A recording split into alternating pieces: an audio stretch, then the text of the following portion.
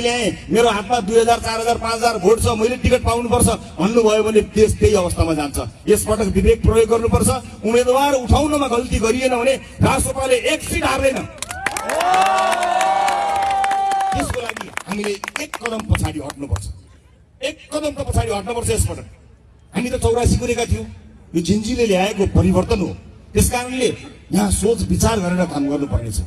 यस्तो मौका देशले कहिले पनि पाउँदैन। तपाईहरुले कति आशा र भरोसाका साथ हेर्नु भएको छ।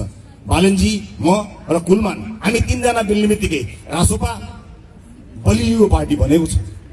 बलियो पार्टी बन्ने बित्तिकै त्यसको फेरि जिम्मेवारी उत्तिकै हुन्छ। त्यसकारणले हामी जिम्मेवार भएर प्रस्तुत हुनुपर्ने हुन्छ।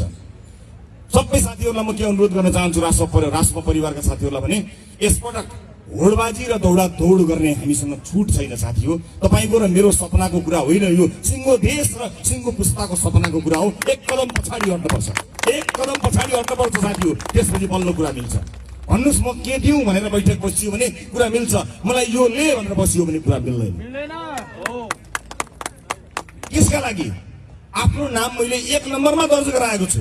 मैले के दिनु पर्दा राम्रो हुन्छ, मैले के छोड्दा देशले निकास पाउँछ, म तयार छु। मेरा पार्टीका शीर्ष नेताहरू सबै तयार हुनुहुन्छ।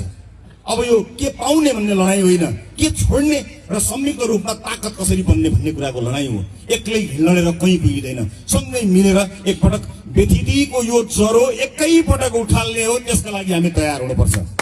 चितवनलाई सिङ्गो देशले हेरेको छ। चितवन एउटा यस्तो उदाहरण बन्यो जसले रोपेको बिउ बिस्तारा बिस्तारा फल्दैछ।